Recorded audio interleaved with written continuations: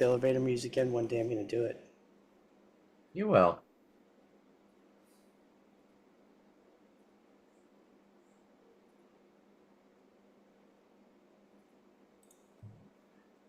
All right. Thank you, everybody, for joining us for this month's Blueprints for Business. I'd love to welcome on everybody back onto our stage here. We've got our cohort, of course, Rich. Thank you for joining me today. I'm actually going to pass over the main host to you. And of course, then I'd love to introduce Angela, our guest host for the week here. So, Rich, how are you doing this week? Doing pretty good. That's the one. Good. Been a good Friday. Been a good week. Got to try and get a lot accomplished. Got a September 15th deadline coming up, 1 month away. Coming up very, very quickly here. And Richard, how about you, my friend of my brain? If you guys will please excuse me, I'm a little fogged, not feeling so great today. That was an accidental. I hope I will be forgiven on that one because I'm never supposed to call you something else. But yeah, I know. I was like, did he just? Yeah, he did. All right, Matthew, it's been a great week. Clearly, you are not feeling well today, and that's okay. We're gonna let you sit on the sidelines, sit here, and I'm gonna do a little bit more talking than you do normally. So I'm good with that. It's been a great week. I got back from the tax retreat conference just a couple of weeks ago. It was one of the best conferences that I have been to in years. And I still have so much to unpack from that I can't even see straight. It was wonderful. So what was the one thing that made it wonderful for you? it was the personal connections. They built in some amazing time. You know, one of the things that we don't see a lot at conferences is dinner. We see a lot of people having dinner. They specifically set up dinners with people that you didn't know at different restaurants. So they were intimate. They were, we had 8 people at our table, maybe 10, but we had great conversation. I met people I did not meet at the conference the previous 2 days. And it was fascinating because I got to meet all these people that I didn't get to meet. And so it was this, I feel like it was not like a last chance touch meeting, but they really took the time to make sure that we got to communicate with each other. Everything was in one room, Rich, which is fantastic. That means everybody gets the same education. So there wasn't this, which class did you go to? Oh my God. And the shuffle in between classes didn't exist. So yeah, it was just different and amazing. Yeah, I was actually on the committee that was doing that, and I'm so sorry I couldn't attend. But it was actually a retreat. It's not a conference. It's not actually a conference because there is no professional development credits. It is a retreat of like-minded professionals in the accounting and bookkeeping industry, tax industry, to get together, share stories, commiserate, have a few cocktails. I bet you there was a lot more than just a few there, weren't there, Richard? Actually, I didn't have a single one, but I'm pretty sure I know a few of people who would have had a few. I do know a lot of people that did. I did go out drinking with a couple where I didn't drink and they did. So yeah. You probably went out with Brian. I did in fact go out with Brian, but we'll talk about that later. What happened at tax retreat stays at tax retreat. And Ross, do me a favor. I gotta switch up this. Okay, my volume on this. Where is my volume on this thing? Oh, yeah. I am not sure, but it might be your computer volume. Yeah, it could be anything these days because it's been really wonky. All right. How's that? Is that better? That's much better. So we're just hold your hand right here the whole time. So no, thank you. But yeah, it's a retreat, not a conference, and it is designed to be a social. I definitely accept that, and I should not have called it a conference. No. So I kept calling it a conference. I got corrected.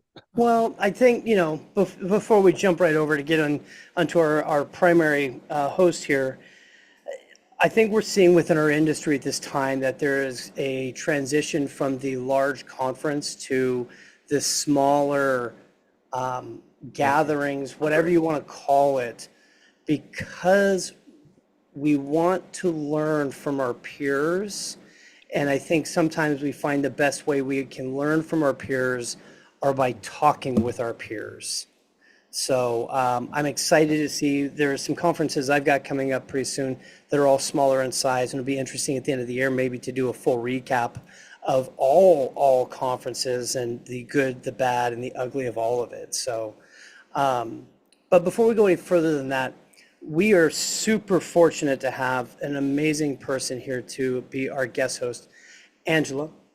Angela, we have had many conversations about the hiring, the firing, the finding talent for businesses, which I think everybody will agree is very difficult now, especially, but always, right? Always. I mean, Always. so. Well, you know, what's funny is, I was going to say, I always ask everybody after conferences, what was your favorite part, right? Rich, that's the question you always ask. And almost 100% of the time, people. Yeah. It's the same thing with hiring. People make all the difference in the world. So, for myself, most of my hiring and firing, I've had three different careers in a sense. One, I spent quite a bit of time in car audio, ran a business, 15, 16 employees. Then I spent time in staffing, helping to place accountants in accounting positions, which ironically is what kind of gave me the faith with my degree to actually jump into bookkeeping and accounting myself, was recognizing the similarity between different industries, everything else. So I've done a lot of interviews, but I have to be honest, I've been on probably 5, 6 interviews in my entire life, and that's it. So I'm interested to learn. Well, not that I'm looking to interview anywhere, but I'm interested to learn, like, from this whole conversation. And yeah, so Matthew, it's ironic that you say that because I spent 14 years in recruiting myself. I have only been interviewed twice in my life. Every job that I have ever been lucky to secure before I started my own business, I was pulled out of there. Sometimes kicking and screaming, sometimes gladly. But why don't we go ahead and get started? Because we've got about 45 minutes. I want to make sure we get to Angela. Angela, I've known you, what, 7, 8, 9 years, somewhere in there. And I have just enjoyed the heck out of watching you take off. When I met you, you were a solopreneur. I'm going to let you fill in the gaps there from solopreneur to being here talking about interviewing tips and tricks. Catch us up from the time you were a solopreneur to today. Well, Richard knows this. I was dying as a solo and actually started working with Richard. And, Richard tells a lot of people this story. What did I say, Richard? I just want to be able to take a day off. That's all I wanted. And that meant Sunday, Saturday, whatever. Yeah. Because I was maxed out. And yeah, it's scary. It was very scary to do that first hire. But, my background was a corporate controller. We had a huge team and I interviewed and hired a lot of people, but that was somebody else's, It was somebody else's dime. Exactly. time. Yeah. So this was mine. And, things that I thought of before hiring, can I afford it? Is this a W-2 or a contractor position? And do I want to be brick and mortar? Do I want to be virtual? There are all these things that were going through my head. And I think getting those things flushed out, deciding what your company culture is going to be, which everybody talks about now, but 8 years ago, people weren't really talking about that. Getting those things solidified first. I even remember your first handbook. It was a PowerPoint demonstration. It was like 5-page PowerPoint. Yes. I just want people to know like who we are, and it was only me, but who we are. We treat everybody with respect. We're professional. Everybody has their own culture points, but so Angela, you kind of glossed over a little bit about the things to consider. And I actually remember something very distinctly that you told me. Richard, this is a crazy important decision. If I don't do well just by me, by myself, I'm the one that deals with it. But now I'm responsible for somebody else's mortgage. That was the, Oh, that was a really big hurdle. yeah. Yeah. So The mindset. Can how I did, afford how this? did you get over that hurdle? Because I know it took you a little while from thought Yeah. to from dream to team. From dream to team, which by the way, our controller Tanya Belanger and I host a roundtable called Dream to Team, and we talk a lot about these things. Yeah, it was how do I have money in the bank? A lot of people say they bank 6 months so they know they can afford this person for at least 6 months. But I knew that the growth was coming because I had so many people in my pipeline that I knew I'd be able to afford it. And it's this teeter totter. When do you hire? When you can't breathe anymore because you're working 7 days a week, or when do you hire? I was way past I should have hired, but now we try to balance that out as we go. But yeah, how do you afford it? And like I said, some people bank it and they know they can pay it, or if you do forecasting, which all of us accountants should be able to do, how much money is going to come in and then how much you can afford. Angela, I'll never forget, you actually taught me something along the way in your hiring process. Because when you made that first full-time hire, that was not your mom. That was not my mother. Yes. We My do mom want to was- give credit to the fact that Shirley was your very first employee. Yes. But when you really took that step into I'm responsible for somebody else's mortgage mentally, you made a very big decision that we went back and forth on. And it was huge because I was like, I think Oh, you're making yeah. easy decision. You're gonna hire because, well, why don't you tell I what think I know what you're you referring to. Well, we had a couple of employees before this point, so I was like, okay, we've Oh, got I got you. I'm sorry. yeah, yeah, no, that's fine. Hiring employees, and I always said when I was a controller, like once a manager has 7 employees, that's enough. Now it's time to do layers, right? Because Yeah. I don't know if that's a magic number. That was just what I could feel the pressure at 7. So we had some staff accountants, and Tanya came on board as controller, like, right arm executive, like she can help grow the business. And then it was time, okay, we need another worker. And Tanya and I decided to hire an accounting manager. And Richard's like, no, you need more people to do the work. And I said, but then every time a new employee comes on board, I'm going to have to train them. I'm going to have to take that time and go through all the things and do all the procedures and all of that stuff. And we just felt like we wanted to go the other way. Richard tried to talk me out of it, and I did. stuck my heels And in.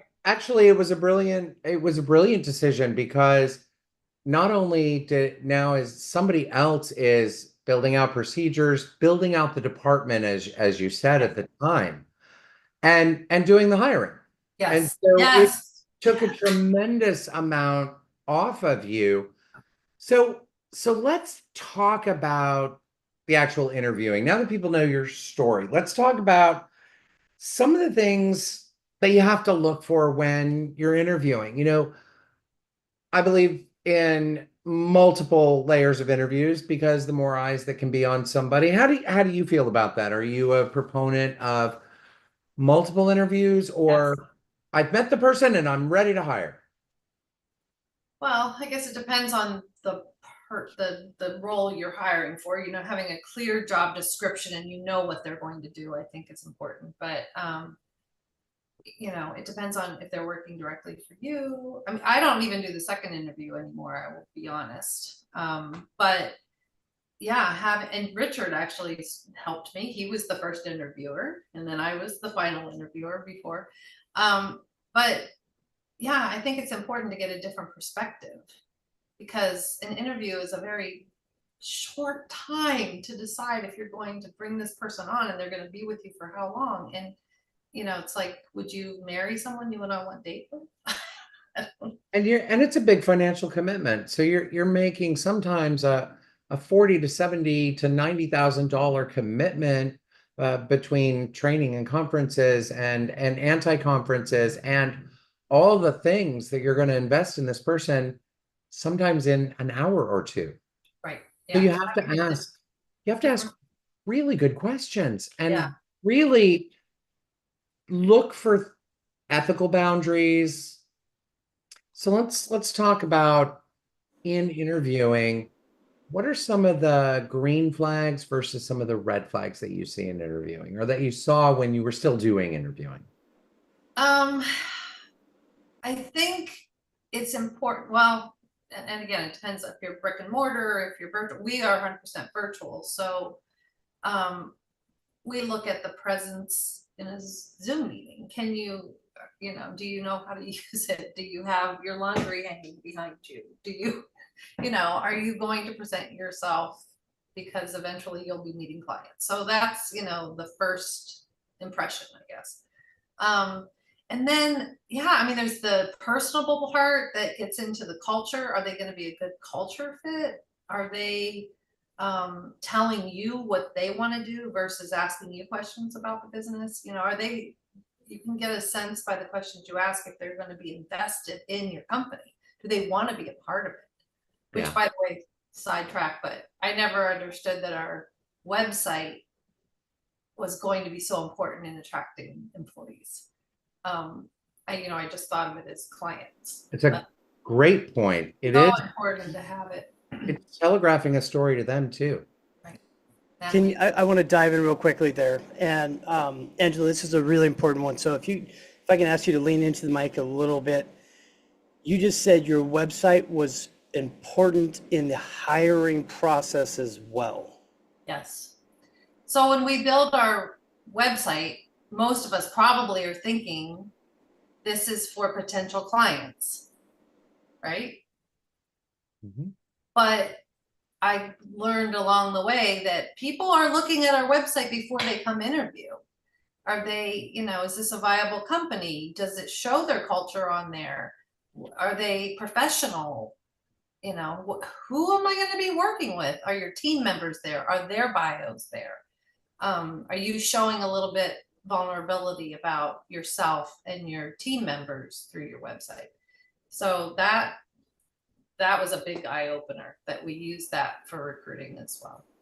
So if you don't mind, I want to ask, I've been listening to some of this and I've got a couple different questions, but I want to go to Sandra.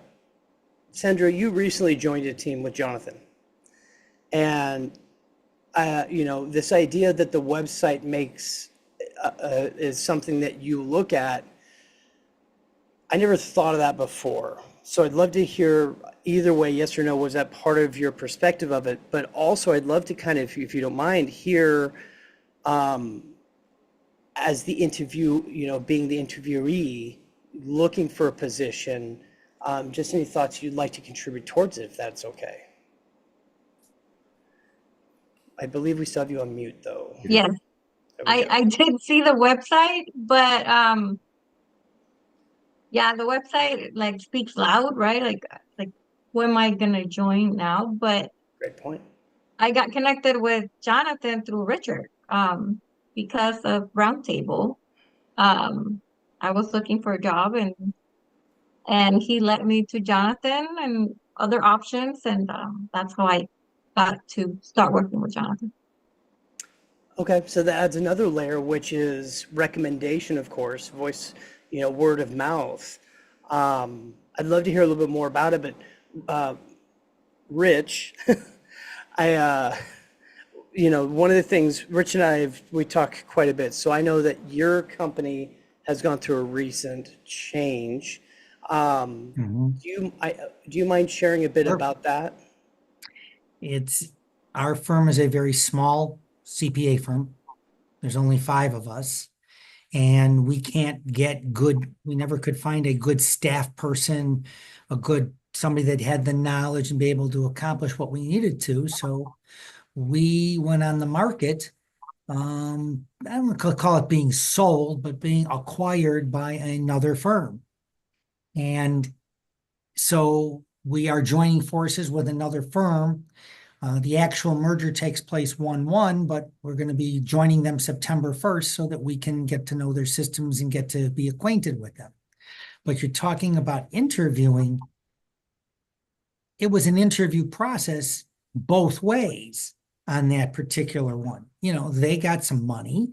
They want to, acquire a smaller company. So they're, doing the interviewing of who we are, who our people are, who our clients are, how much we bill, doing all their due diligence. And we're looking at that in a different way. We're looking at, well, who are these people? Are they going to be able to service our clients? Are they going to be too big for us? Are they going to be, what's their pricing going to be? Because the minute you go into a larger firm, the first thing that clients think of is money. Oh, you're going to charge us an arm and a leg, and they're used to the small mom and pop, which was what I originally went into. But it's a different type of interviewing. And rather than a employee employer, it was on a bigger scale. And yeah, it took a lot longer than I expected to kind of wrap things up and go through some of their due diligence. And, Ross, you made a great comment in our chat here in regards to this.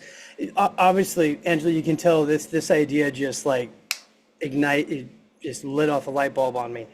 Ross had said, As it did me when it happened. That's why. yeah, Ross, you said we do it for our clients. Why wouldn't we do it for potential hires, right? Yeah, my last job where I was being hired as director of finance, I went on the website, reviewed it and everything else before I even walked in the door for the interview. I was very trepidatious about doing it, and I found out a year later I should never have walked in that door because she couldn't afford me anymore after a year because, well, it was a 5-year catch up. By the time it was all done, it's like, yeah, I shouldn't even be here, which is why I reopened the practice. And as it's right now, I'm new, but I already have plans to be hiring by the new year. Because I think what's important is like establishing. That's why I'm doing these now. Yeah, establishing yourself as a viable business. Because we're remote, sometimes people think work at home. Well, it's a work at home job. And that's one of the things I got an office here. I'm in a little place in Toronto called Little Italy, spoiled by the pastries. But I got a real estate broker who's been pumping me to everybody he knows. And as of today, I've got 3 good leads. I was sitting on 2 clients. Now I'm sitting, potentially in the next 2 weeks, I'll be sitting on 5 clients.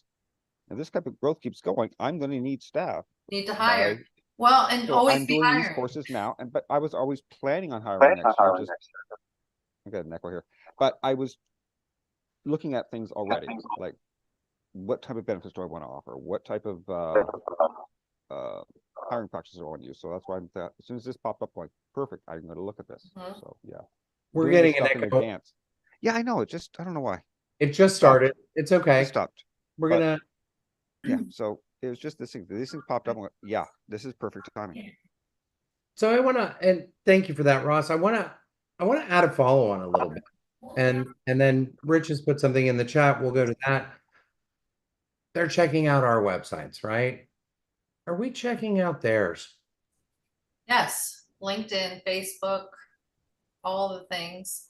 And what are we looking for there? Do they have a job? Okay. Are they true at what they put on there? Yeah. Is it the title that they say that it is? Does it match? Do they have gaps? Are they, culturally a good fit for the company based on their social? Which I tell my nieces and nephews all the time, watch what you put on social because Amen. You're moving into this job market thing at your age, and you just want to be. You don't want to have political conversations in the office. You don't have. Oh, And especially this time of year. Exactly. Yeah, you guys have that problem right now. We got one coming up next year. Yeah. And our leader of our Conservative Party is Trump light. I discovered that the Canadians are very much in the same zone that we are with regards Thank you very much to you guys. It's all your fault. We blame you. Hey, no politics. I'm gonna actually jump into something. Fit is you make sure you look at their Twitter account, you look at their Facebook, you look at every social media they got and the history. Like, are they pumping some right-wing conspiracy? It's like, okay, yeah, I'm not going to hire you. I'm not even going to talk to you. I agree with that, but I also am of the mindset and the belief that people's private time is their private time. And I agree with that. It's how crazy our right, I get what we don't hire based on politics, and we are apolitical. At Maine County, we are apolitical. We do not Amen. talk about it to clients or team members. We don't talk about it. right. And you and I have had lengthy discussions about what that really means. Like the conversations are shut down. And that is okay. But Matter you of fact, said something, Angela, that I want to jump into. You said you look for gaps. What does that mean? Because gaps can be somebody decided to raise their children. That's our ideal employee. Okay. I mean, I took 14 years off. I was a stay-at-home mom for 14 years, which is why I started Maine Accounting, because apparently I was obsolete, the recruiters told me. And you know, Tanya, our controller, she was a stay-at-home mom for a long time. I mean, looking for that idea, we've just discovered recently in the last year that right out of college, people working at home doesn't really work. You know, they need some office experience first and go out and have a drink with their team members and get that kind of experience, because they don't seem to like it. You know, they don't want to be at home all day. They're kind of, it's a hard thing. So that's one of the things we dig into a lot in interviewing. Is this, have you thought about working at home? Is that something, do you think you can handle? And we give the good, the bad, the ugly on what that looks like. I know myself, I have worked at home for 23 years, and the very first time I hated every minute of it. I didn't know what to do with myself in the between things times, and it made me crazy. I very rudely skipped over Rich's question that I called out. Matthew, but before I go there, Rich, if you don't mind, I actually would like to ask Sandra one quick question. And Sandra, I hope you don't mind me invoking and asking you questions, but the way that we've most recently connected was when you just joined onto Jonathan's team. And since I have not been on a job interview in X number of years, I feel completely unqualified to speak from the other perspective. So if it's okay, I keep leaning into you and your intelligence to help us as business owners also to recognize what are people looking for? Like what were you looking for in a job, in a company, the culture, the things like how Jonathan raves about you. So how, and Jonathan, I'm not trying to poach, I promise. How do we find qualified talent and retain qualified talent? And I think of Mary. Mary, if you're watching this, you were always the most amazing employee I've ever had. So how do I find that next iteration of somebody in today's market? Gee, a couple of questions in one. Which one do you want? Sorry. well, why I want it. One thing I really knew what I wanted was work remotely. And that I discovered during the pandemic through Ohana, that she hired me. I never thought I would work from home. But the minute she hired me, I realized that there was a lot of benefits to it, especially if I have two teenager daughters, stepdaughters. And it even helped me with my health, cooking at home.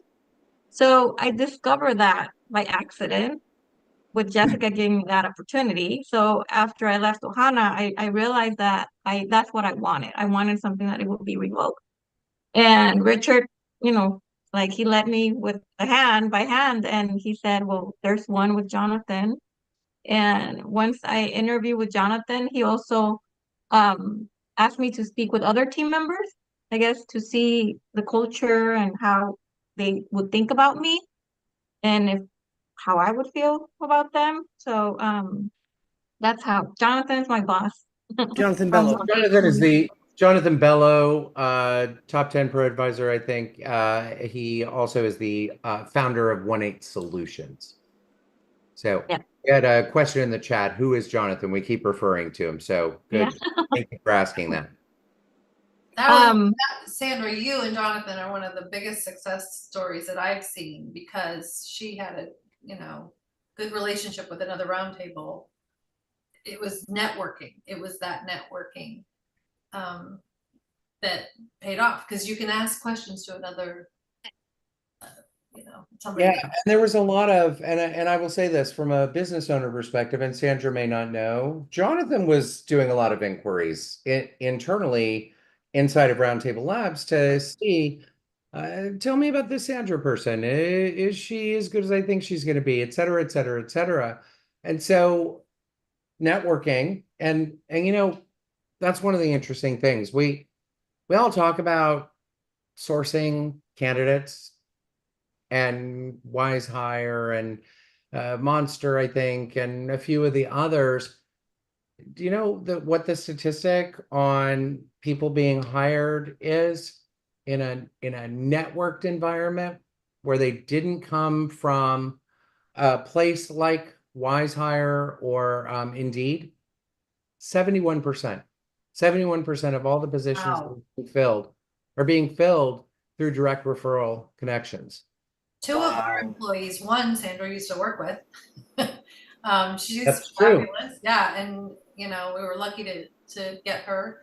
And then another one came from a coach. She was like, "Oh, do you have any openings? This woman I work with who is perfect for us." So yeah, 2 out of our 14 through networking. So don't just rely. I mean, the takeaway there is don't just rely on, well, I put a job description out here, and now the candidates should flood in. It's often those relationships where people are talking. Rich, you indicated a whole different layer of selling a firm, buying a firm for gaining new employees, which is a very different level than we were going to be talking about today. But and Matthew, I think you wanted to ask Rich a question. I want to make sure that we get there. Did we get there? Well, it actually, this led into all of this. So we've talked about trying to find different candidates in different ways. And those who know me know I've been a big proponent of using global teams for a very long time. So I've changed my terminology, and I say a global team on purpose, because to say outsourcing is so confusing now, when outsourcing includes people within your country. Saying it that way respectfully on purpose, Ross, right? Because we have different areas of different people being hired, that they're working remotely. It's not just a remote employee. I have found great benefit in using global teams to help me have a scalable staff. But Rich, I know you were kind of the one that was bringing it up. I'd love to hear your insights onto this. It was interesting. I went to a trade show called, or a conference called Bridging the Gap.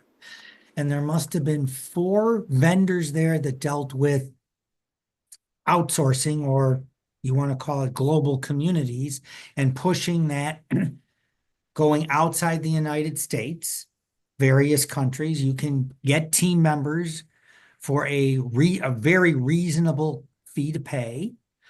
And depending on, I've talked to a couple of them. If you need to fulfill your spots, you can do it inexpensively by hiring overseas. I've got some mixed on that one. I see the point of everyone, they're very inexpensive, which is great per hour. The negative side is, I come from a small firm. I have to guarantee either 20 hours or 40 hours for these global people for a week.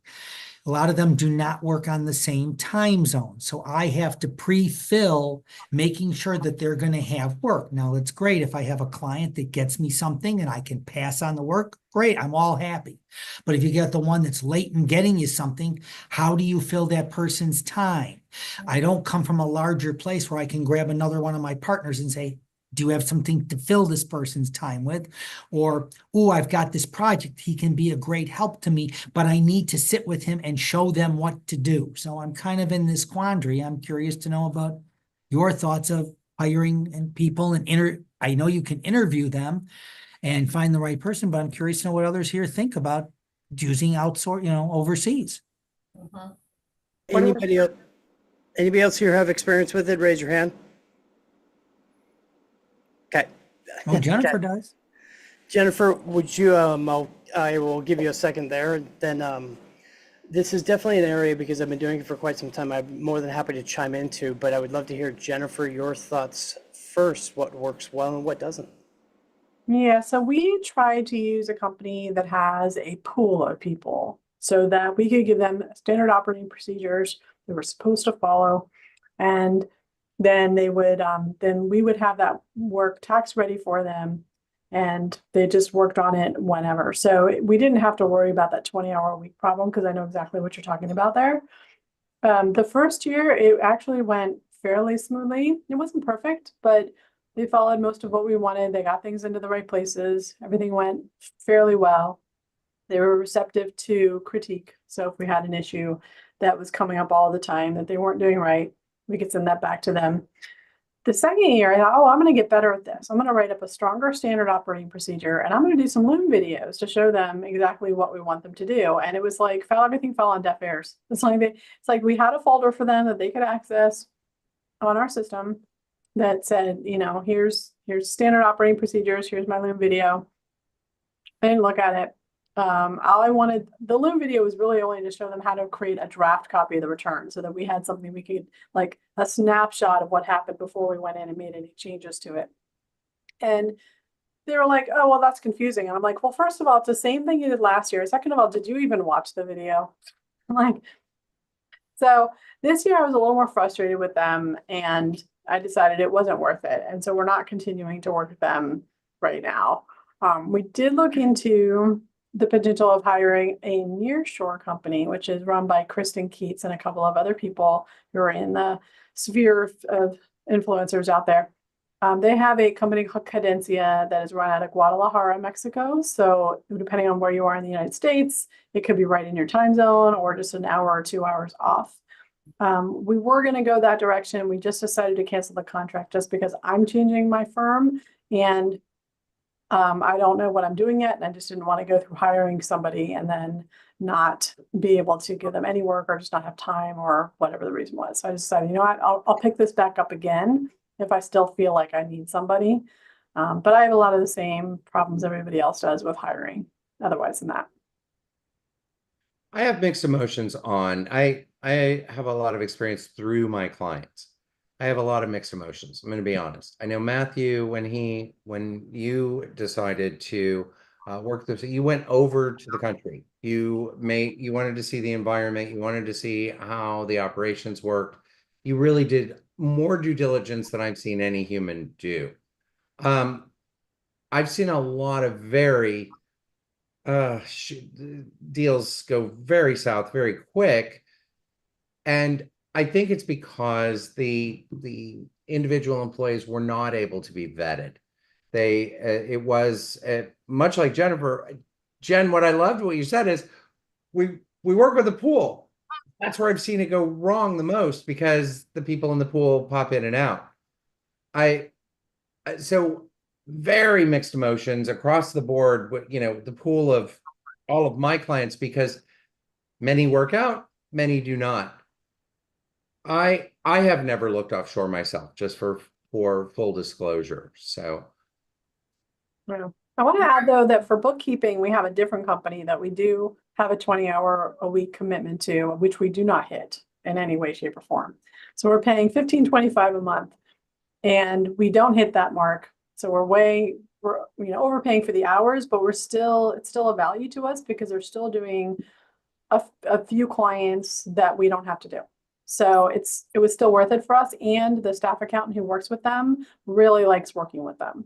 So, and they've got like a straight on contact, but that contact isn't necessarily the person doing the work. So we don't know who below that person is doing it, but they're right on there. They have weekly meetings with us and it works really well.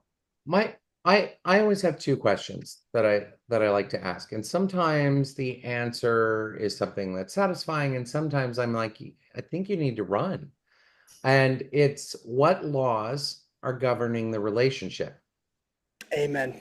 The laws of the United States or of the offshore nearshore company. That's the first question.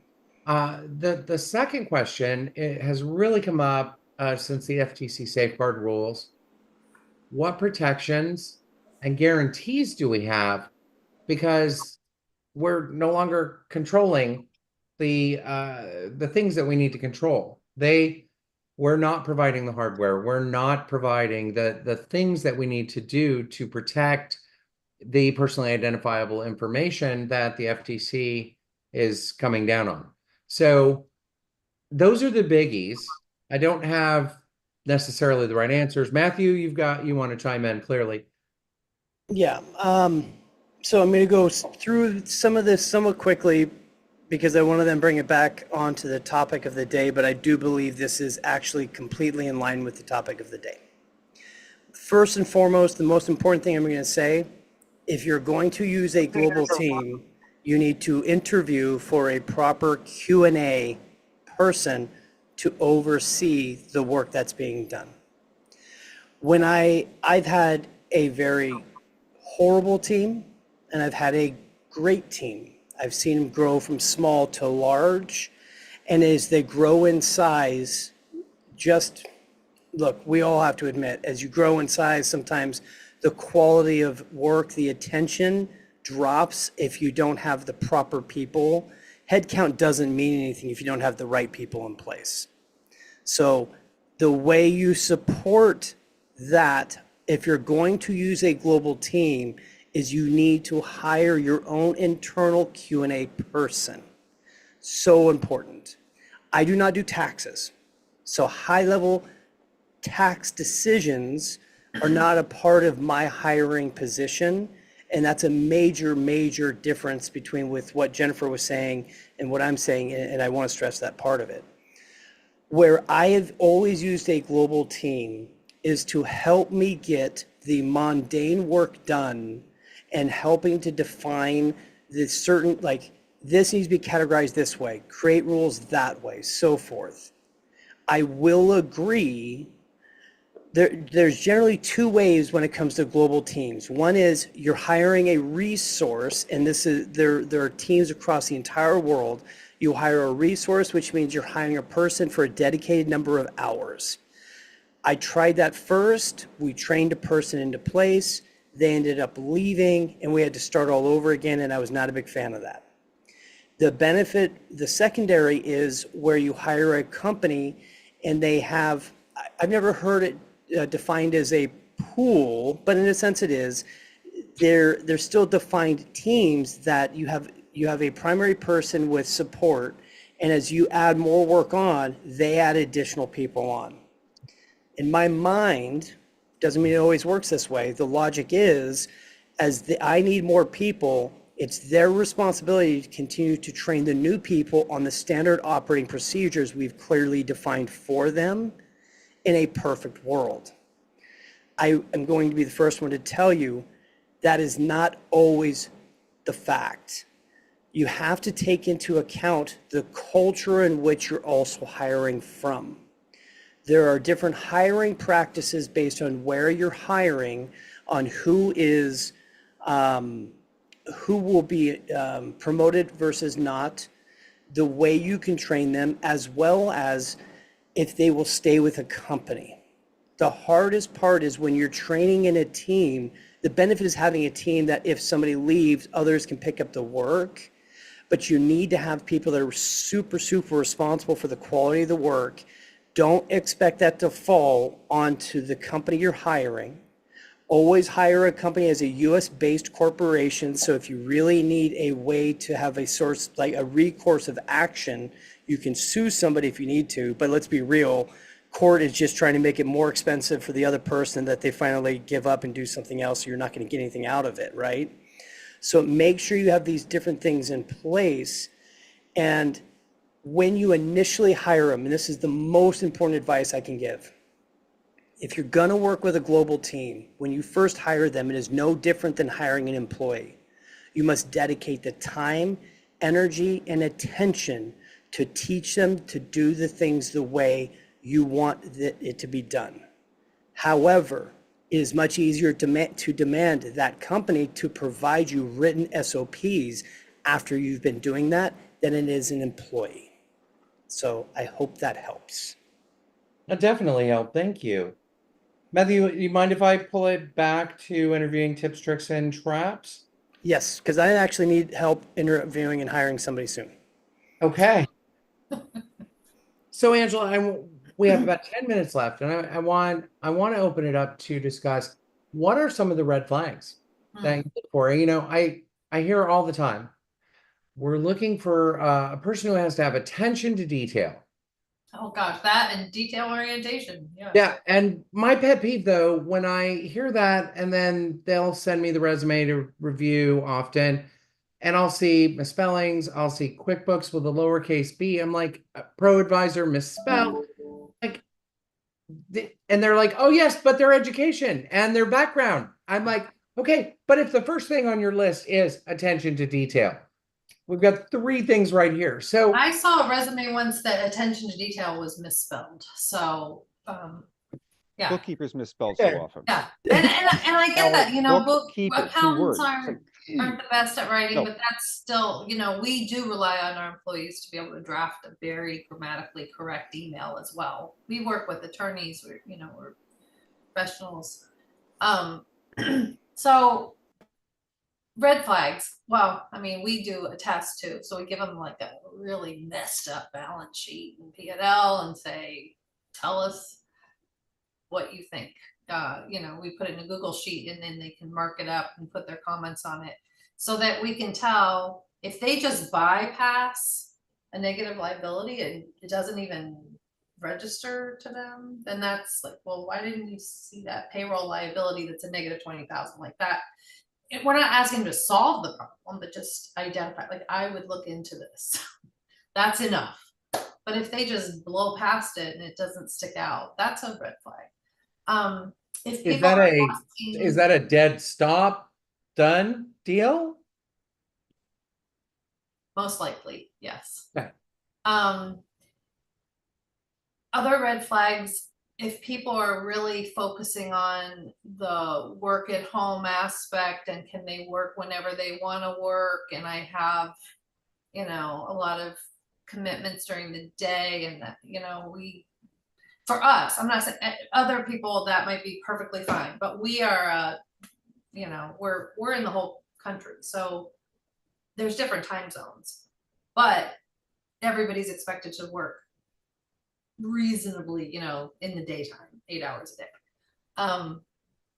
So that would be a red flag if they're asking more like, what's in this for me, versus they want to become a part of the team.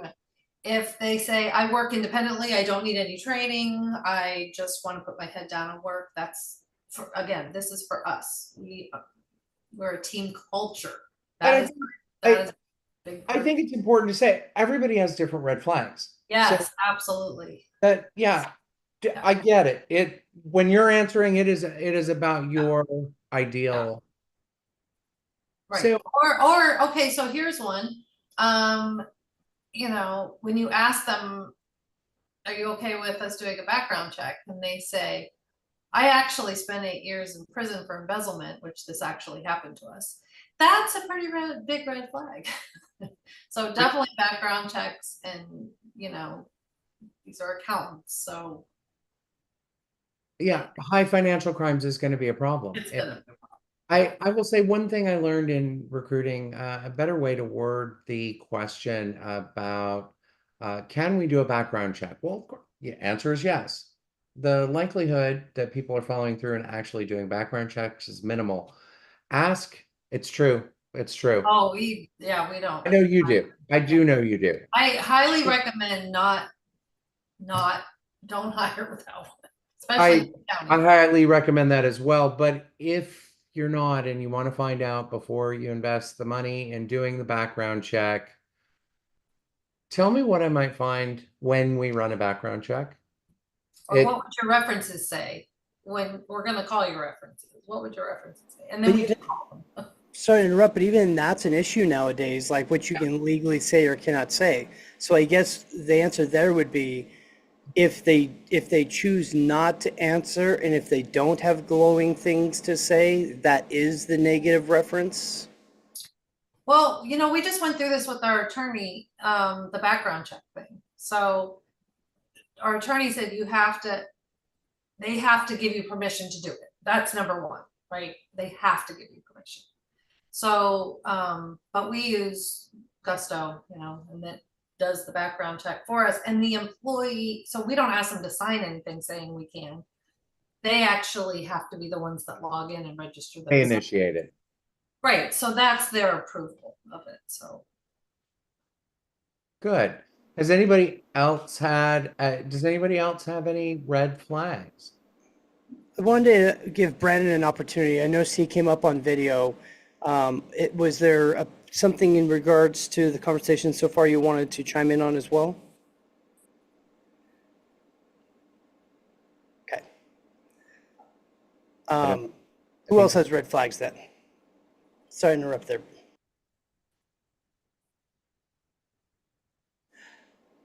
Well, it's gonna be individual, right? If there's somebody that, I don't even know how to approach this, but there are some people that, Richard, you're gonna have to help me out on this. I don't know how to say this. You don't want people working with you that are a complete cultural disaster. They do not fit with you at all, right? That's a So, great point. we can't ask them. We're not gonna ask them about their politics. We're not gonna ask them about. And I want to clarify what you're saying.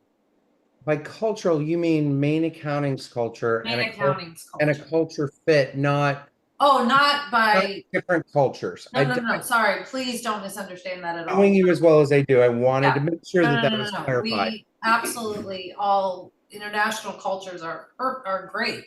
It's our team culture. So for example, if you are.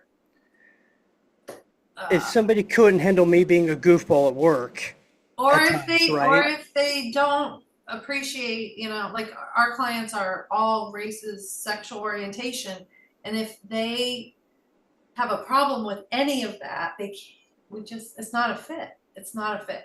So you can't say flat out, It's the safe spaces mentality. Are they going to be a fit for a safe space? right. So there's And certain Richard questions you would can't understand that as ask, well as I do. but You Richard can- is great at either asking side. the questions to get Yeah. around that. And Either side of the board, you cannot ask those questions. Right. And Actually, the legality on that is you can ask any question you want. That is a true statement. It's what you do with the information that is what makes it legal or not legal. you guys are lucky. We can't even ask that question. You can't Where ask. are you, Ross? You can't. Canada. Canada.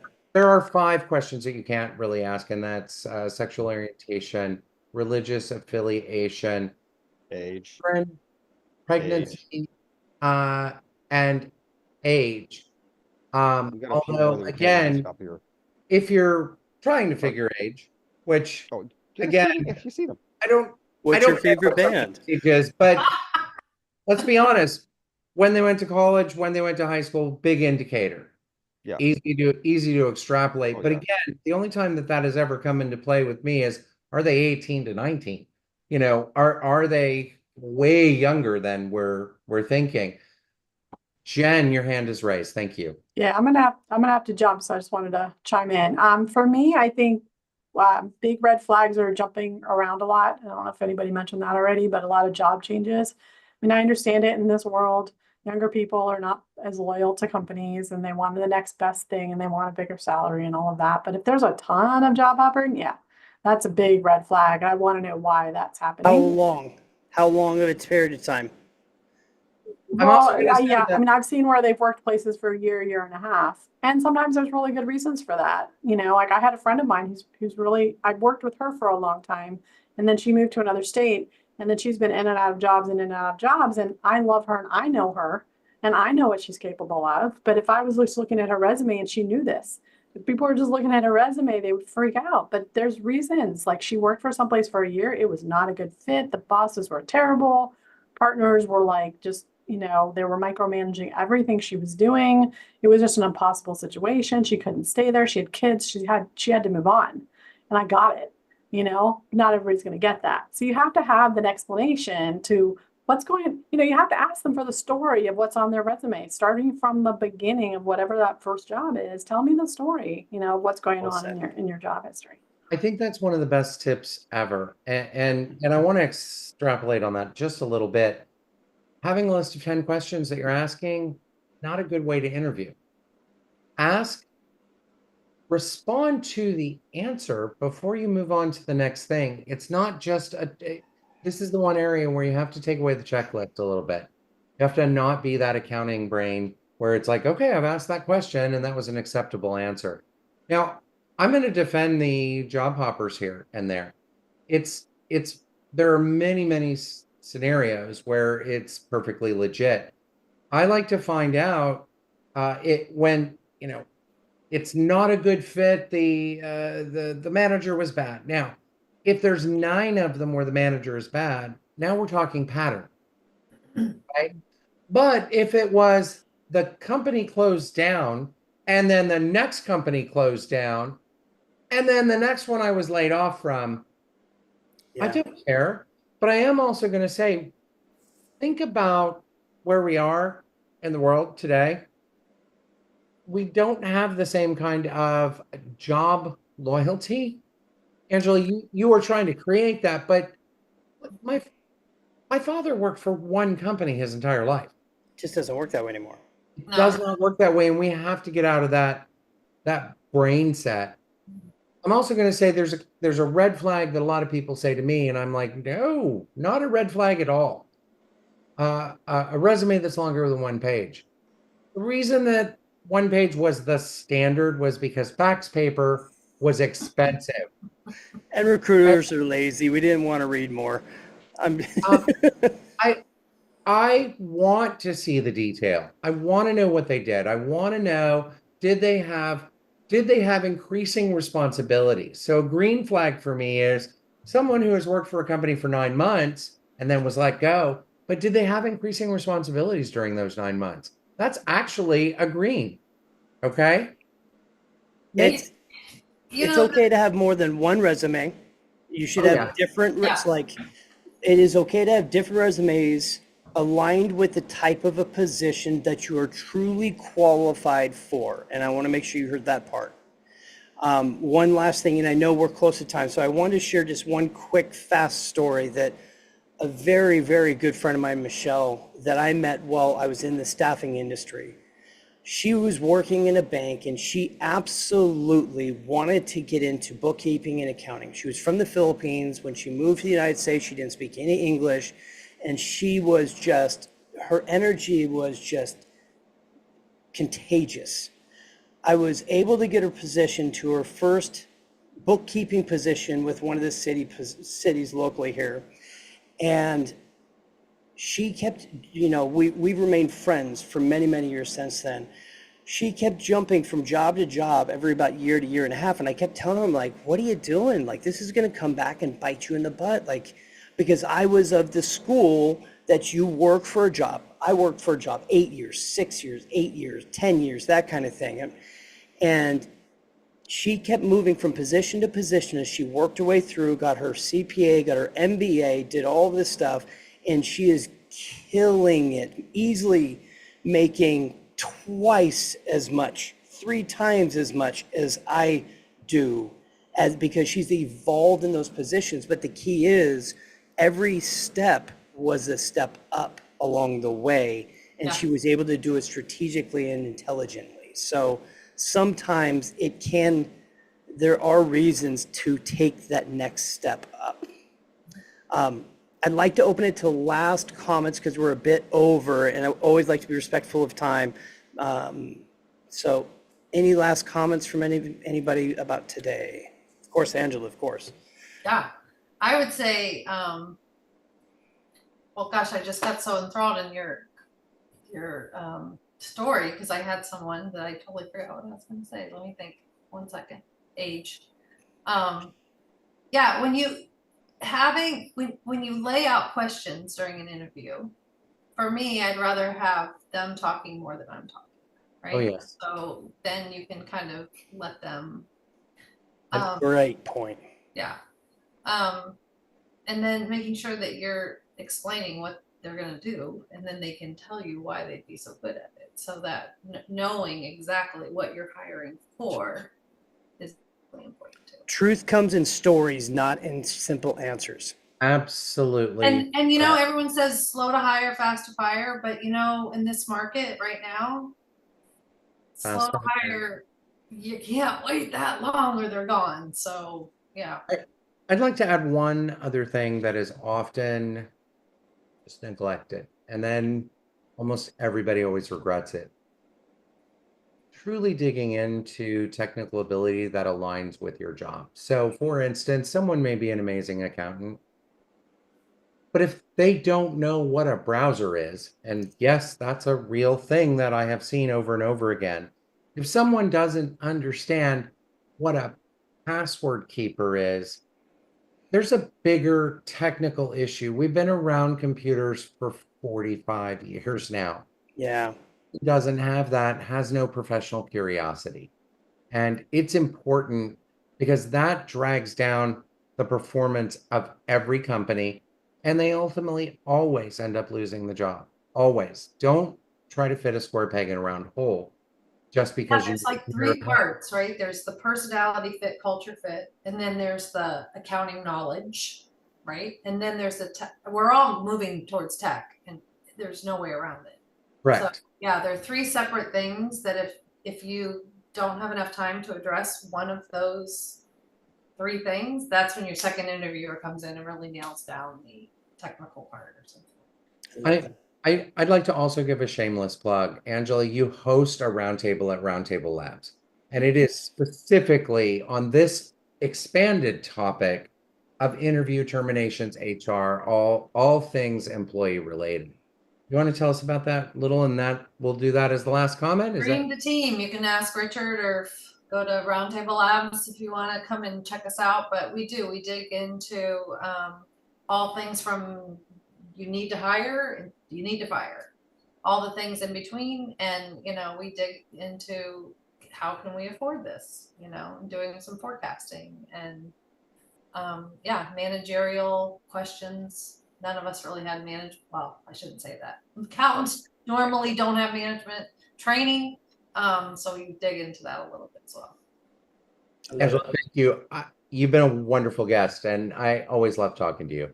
I love you too. It's nice seeing all these faces. So, guys, next month, I've pulled somewhat of an audible as to what our topic is going to be, but it's something that it ironically kind of aligns with this, and I think it's very important. It's going to be focused around accessibility within the office space. So what I mean by that is we have some amazing community members that some are hearing impaired. I've spoken with some people that are visually impaired, as well as others who may be physically impaired, and how, as leaders in our industry, should we be looking to accommodate appropriately within the office space to truly hire the best talent, regardless of what their specific accessibility needs may be. So please help us share this out. I would love to see a massive, following on this. Neurodivergent is a phenomenal example of another environment. You know, we need to learn how we can how culture accommodates everybody, because we all become better people from that, I believe. Thank you, Matthew, for that. Before we go, though, we have to thank our sponsors, Forwardly, for the opportunity to this webinar on a monthly basis. They do sponsor Blueprints for Business. You can check out Forwardly at forwardly.com. I know nobody is here from Forwardly today because they are just flying back in from XeroCon. And if you follow Jane the Ingram on Twitter, you can see all of her pictures falling off the bull at the event last night. So be sure to comment on that. But check out Forwardly. They do really offer a great product. Payments in seconds, especially with we're seeing delayed payments right now, longer payment cycles right now. Getting paid faster, always a good idea. I'm actively using it in my own business, into the tens of thousands of revenue coming through. So loving it, appreciate how it works. It is easy to use. So I just want to give that plug real quickly. I do truly enjoy the product myself, 100%. So Beautiful. All right, On that- everybody, we're gonna shut her down. yep, Thank on that note, you. here's wishing you all a very successful week. Thanks for joining.